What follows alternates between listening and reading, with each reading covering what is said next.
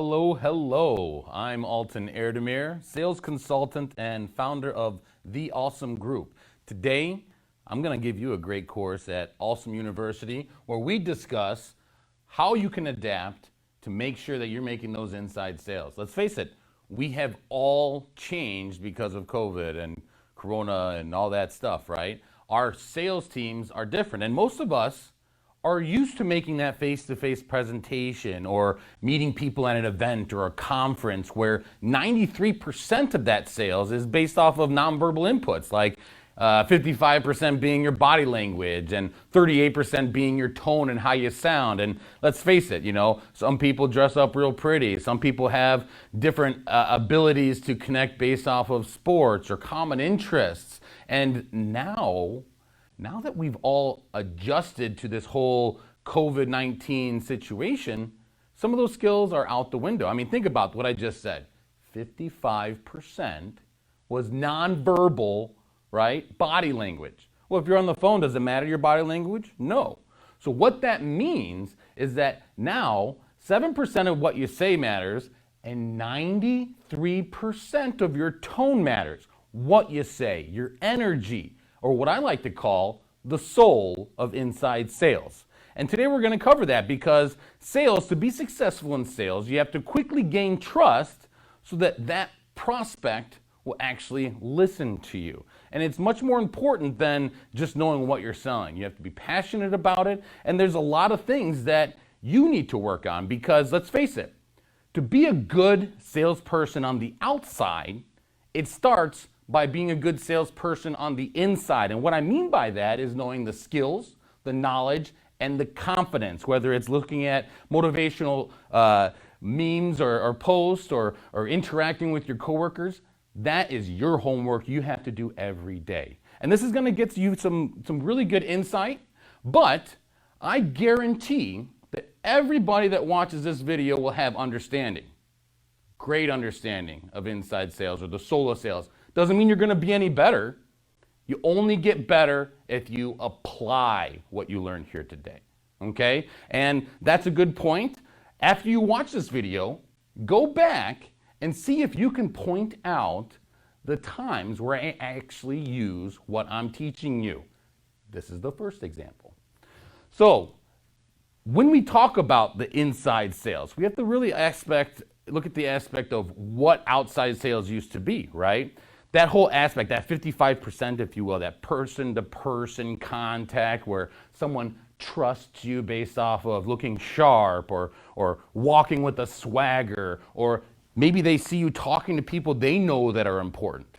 All those aspects are gone. You might get an introduction via LinkedIn or online that might help you, but if you sound like junk on the phone, you're gonna get treated like junk.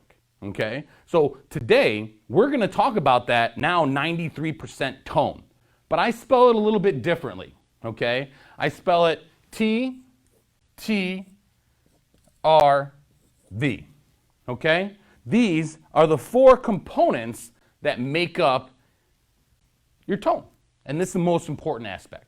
Okay, so when we talk about this, these are things that are going to make you different than the other people. And these are things that you need because you're either one of two categories here, right? And I'm completely neutral when I say this, but let's face the facts. You're either in the category that was outside sales, and now you're converting into inside sales, probably making all the mistakes that you can, working the numbers, getting frustrated, or you already were in inside sales, and now you have all these outside sales people pitching those same people, really building up that lack of confidence in people when they pitch them. Because if you have to call someone that's already had a bunch of knuckleheads calling them first, they're going to be very suspect into whatever you say, no matter if you have the good product or not, right? So that means you have to get even better.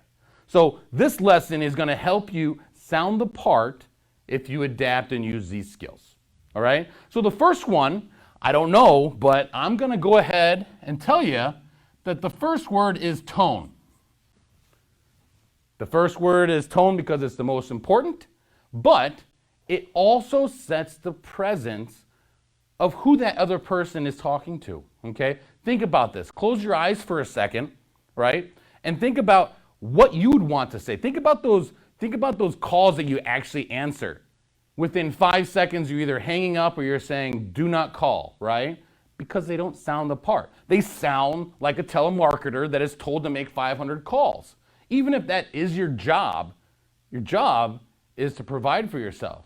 So if you're going to do that job anyways, might as well sound the part when you're doing it so that at least half the people don't hang up on you, right? And vice versa. You're going to notice these points as you get phone calls because they stand out very, very well if you really know how to point it out. So when you are talking about your tone, you got to think about what you're saying, right? Your tone really puts that confidence in. If you call someone, hey, Bob, it's Alton. Bold, right? It depends on what I'm saying. If I'm selling loan products, if I'm selling real estate, if I'm selling something that's very important, that's a multi-$100,000, million-dollar decision, you want to sound that part. No one's going to trust you into selling their home if you don't sound confident. So one of those ways is to make sure you have a confident tone, right? And if it's something that you have to give bad information about, or maybe you have to follow up, maybe you're a stockbroker, and you want to keep your client because all this applies to client retention as well, right? It's all sales in the end. But if the market just dropped, you still have to talk to that client. So maybe you can change your tone, as I just did right there, as example number 2, so that you can tell them that you're concerned, you're empathetic about what they're going through. But at the same time, you can change that tone and tell them that you're going to do everything, you're passionate about them being a client, and that's what's going to sell them throughout the whole process, right? People aren't believing in your product. There's a lot of people selling the same thing that you sell. They're believing in you. So you got to sound that part, right? So really know what that tone starts out. And I'll tell you one thing that inside salespeople know, outside salespeople, I don't know if it's, I'm outside sales, I do both, but they tend not to do it as much, is pitch practice. Everyone nowadays has a smartphone. As much as you might not like to do it, record yourself. Record yourself and see what you sound like. You need to know what your tone is, if it is confident, or maybe you're a little bit weaker than you think you are. Maybe it's not coming across as really confident. Or maybe it's you are just authoritative and selling and getting people to donate to your foundation just isn't going to work because you're just too aggressive. If you don't know what you sound like, you'll never change, all right? So when we're talking about your tone, make sure you know what you sound like and make sure you know what you want to sound like, okay? It's very important because nobody wants to hear that chaperone telling them that they should buy a product, and nobody wants to get a loan from someone that doesn't sound like they know that they work at a bank. Plain and simple, all right? So we'll put that as tone, right? The second T to spell tone is tempo. Well, what is tempo? It's not the same, well, I guess it could be the same as a jazz band, right? But tempo is a lot like tone, but different. It's the energy behind what you are saying. I mean, think about how you can get the same message 2, 3, 5 different ways, and it'll mean something different. Well, the same thing applies when you call someone, right? If you call someone, I mean, it's not fair if you're looking at me, so close your eyes. But if I called you and said, hi, Bob, you don't know me, but, well, my name's Alton. Do you have a moment to speak with me? That is not a confident cadence. It doesn't have good energy behind it. And you can tell, as we just talked about, the tone is insecure and very high, right?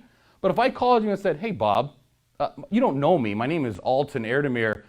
Can I have a moment of your time? I guarantee half the time you're going to say yes, at least just to hear what I'm going to say next. And that is all sales is quickly gaining trust enough to get your pitch across, right? So think about that. And the thing about sales and inside sales, you have 2 things to worry about. Making sure you're always honest and saying exactly what your value add is, right, and what you're offering. But you get to say that however you want. If in person you're not confident because maybe you don't think you're tall enough, or maybe you don't think you have cool clothes, well, guess what? When you pick up the phone, you have those cool clothes. You have everything. As long as you sound that way and you're saying something truthful, you're going to win, all right? So it's important that you understand people feel comfortable with people that are similar to them. So when someone talks to you and you seem that they have a certain pattern, like they're in Texas, right? My parents live in Texas and they tend to talk slower than people in New York. Well, heck, even people from Chicago, right? And if you talk to them at this pace, which I think is normal, you're gonna get a lot of different, what's and not connecting, hold on there, city slicker type of things, right? But if you know that you're calling Texas and they answer it saying, hello, who is this? Well, it might be smart to match that tempo until you gain their attention, right? So that's gonna be the main thing. Mirror your client. Don't make fun of their accents, don't copy them, don't act like they are, that's gonna get you in trouble. But match how they're talking, right? You control the cadence, you get to sound the part, all right? So it's very important. The tempo is the energy. And the same thing, right? The same thing goes with our next letter, which is rate, right? What you'll notice is that these words, they all kind of coexist together. You can do one without the other, you're gonna sound weird, but they all apply to each other, right? And rate is a very important one, okay? Think about that. When was the last time you picked up the phone, or maybe some of you guys have to make 200 to 400 dials a day. When they pick up that phone, are you saying, hi, my name is Alton, I'm working, blah, blah, blah, blah, blah, blah. What do you think that means to them? Why are you talking so fast? You know I'm gonna hang up on you, so I'm gonna hang up on you. That's what you're telling them. I don't think that what I'm selling is good enough for me to actually let them listen to what I'm selling. So I'm gonna say it as fast as I can so I can get to the end, so my boss sees it or knows that I at least spent this much time, and hopefully they'll hear something that they like. How successful do you think you're gonna be with that type of strategy? It's just not gonna work, right? So you have to match the speed with what you're looking for. If you're gonna talk about something important, make sure you're talking at a rate that they can hear you. Make sure you know where they are in the US, just like the last tempo when we talked about that. Know who you're talking to. If you're talking fast, it's gonna create that, well, what's going on here, right? And that's the feeling that you want, which goes on to the other part of rate, right? Not only is it the perceived action behind what you're saying, initially that could be good or bad depending on what you do, but rate is very interesting. Rate does something that allows you to really draw someone in if it's something important, right? Just as I did right there. So think about that. A lot of times people can use that to their benefit. A good example, hey, look, I know it's not going too well right now with the whole COVID thing. I know that you probably had your business shut down, but hey, I got a good opportunity for you.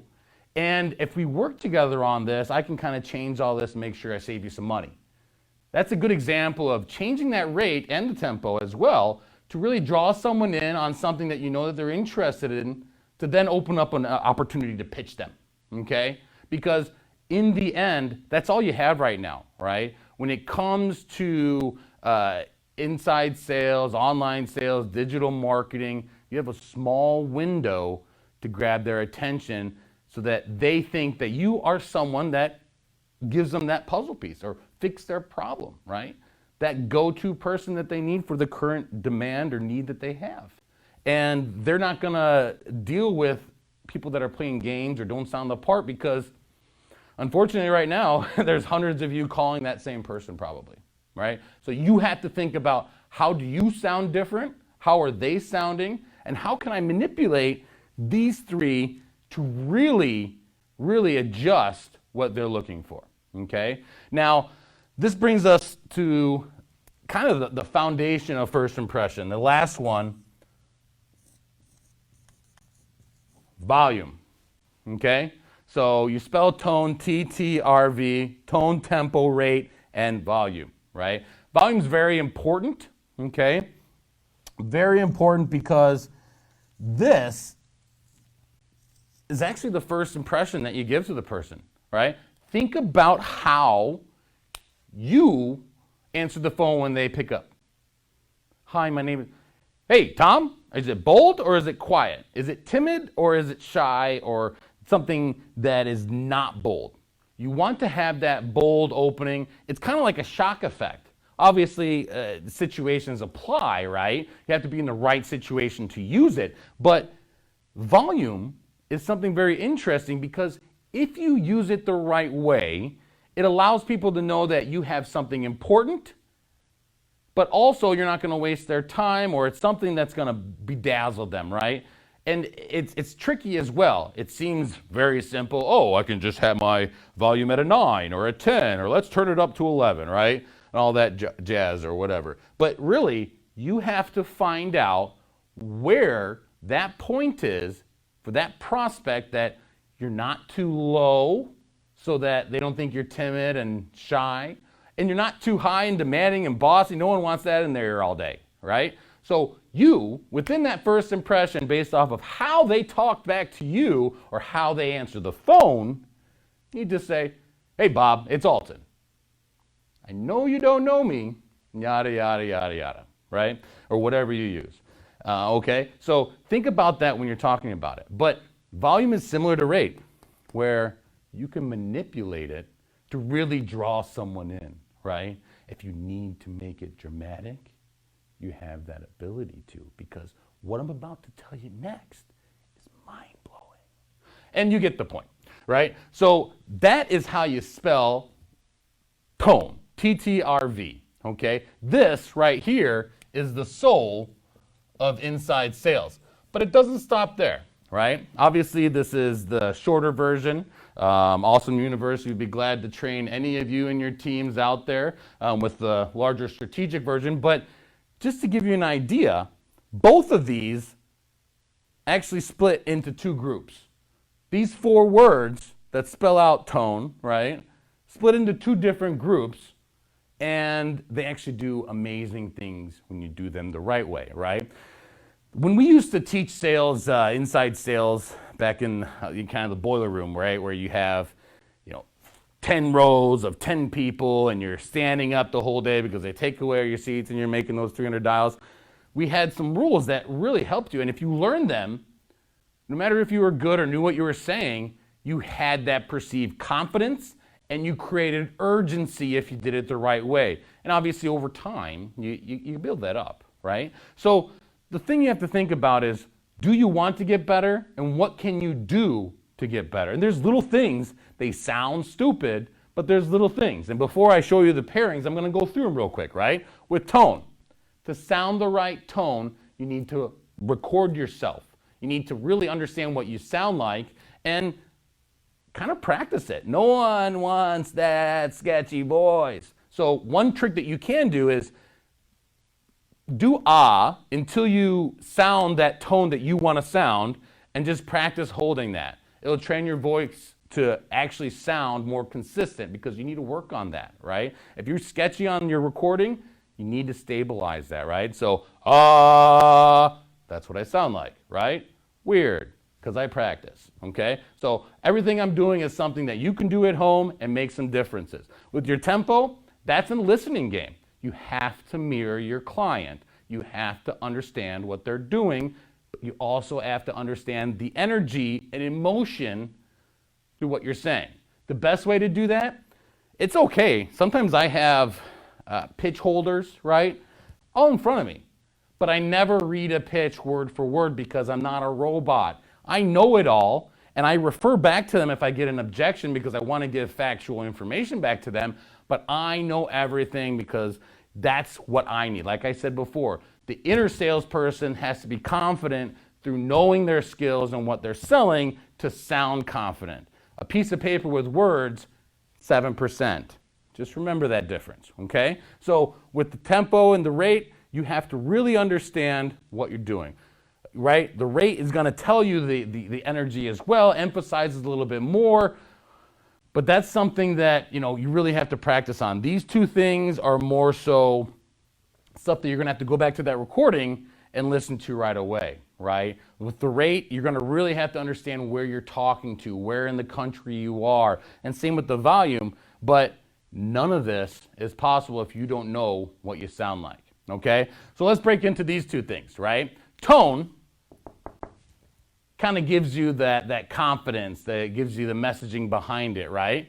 So if you look between those two things, if you match up tone and volume, right, they actually work very well together. If you master a nice bold volume, right, and at the same time your tone projects a message that they can feel, you instantly have confidence, right?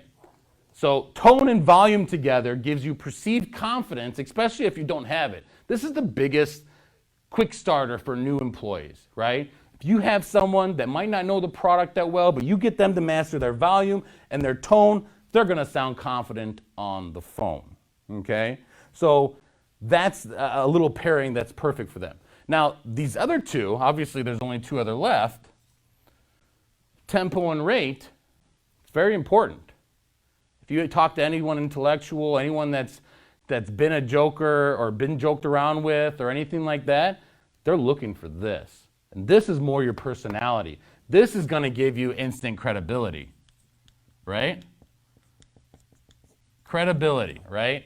Because if you sound like someone that they want to talk to with the energy that they want to talk to about what they want to talk about, they're going to talk to you.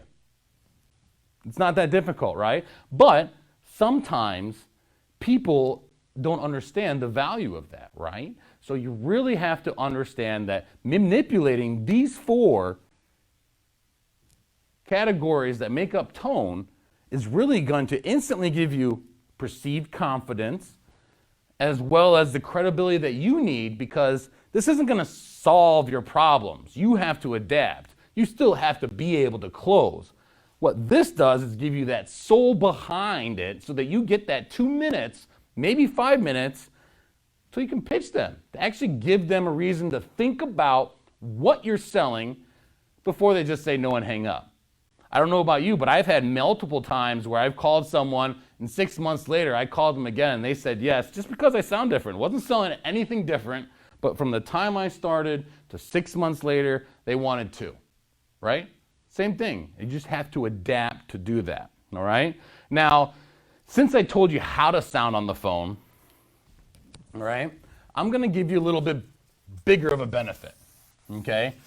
If you have the ability to sound the part, well, what good is that if you don't have a source for leads, right? You need something to pitch, right? So a lot of different groups out there, there's a lot of competition for lead generation, awareness building, branding, all these different marketing tools, and a lot of them are expensive, and the free ones take up a lot of time, which in my mind is still expensive. I mean, think about how much extra time for some of those free tools, whereas paying a little bit extra might get you that result that you need, right? In my case, you know, I need to find people that are interested in acquiring commercial loans. Maybe they need sales consultations. Maybe they need to be a buyer of a medical solution like PPE or something. They're hard to reach, right? So how do you target them? And on top of that, how do you make sure that you don't bug them too much so that you get a negative impression in the market as well, but also can close deals? Well, there's a new thing, right? It's called lead leasing, right? One of the companies that I'm a sales consultant at actually provides this. And what is lead leasing? Well, it's a little bit different, right? Typically, when you want leads, you can provide them, you can buy contact lists, but if you're not meeting people in person or interacting with them, you don't know if they're warm or not. So it's a contact list, right? And when you take that contact list, let's say you go to Zoom Info or anything, you can get a list of 10,000, but then you have to take that list and market to it, okay? You have to market to it and send emails yourself, and then what you have to do is follow up on those clicks and those responses, and in the end, I mean, statistically, 10% of 10% is conservative response rates, right? So in that same scenario, you're paying almost $200 a lead for a lot of work that you have to do yourself. Lead leasing is basically saying, hey, you can pick a list of 10,000, right? You pick the data points, and once you have the data points in, right? Here's your data. We help you with the marketing, right? And when people respond, put them in your CRM, right? When people click, we can give you those lists, or we can help you with automation. Hey, you want to target them and connect with them on LinkedIn? We can do that. You want to target your ads? Well, you know that they're interested, right? We can do that. But the whole point about it is to make sure that when you're spending your time qualifying different groups, how much is that actually costing you, right? In this solution, we are constantly enriching data, right? But that's not enough. How do you get them to be attracted to you? How do you make sure your sales team is focused on warm leads? Because in the other method, you have to call all 10,000 to find out who's interested. So me as a sales director, yes, I love training and doing all the teaching like we just did, but this virtual world scares the heck out of me, right? Because I used to like looking down the table and seeing everybody working, knowing they're doing stuff. Virtually, I can only depend on numbers. So in my opinion, as a sales director, it's my job to make sure that I have a system in place to keep my sales team fed with leads, and not just leads, but leads they're gonna have conversations. Not everything has to close, but they have to have something to talk to and practice things like the TTRV. Because if they master what I just taught you on tone, and they have nothing to use it at, well, you're wasting good talent there, okay? So I hope that all of this was useful. There's obviously an extended version of this. Feel free to contact me below if you have any questions. And I implore you to look back on today's session. Let me know how many different instances of TTRV you saw me use. And if you're correct or give me an example, I'll give you a little extra bonus as well. It's been great speaking with you. Follow us on YouTube. My channel is Awesome Alton. I have awesomeleads.com, awesomemedical.com, awesomecapital.com, as we are the Awesome Group. I look forward to speaking with you again.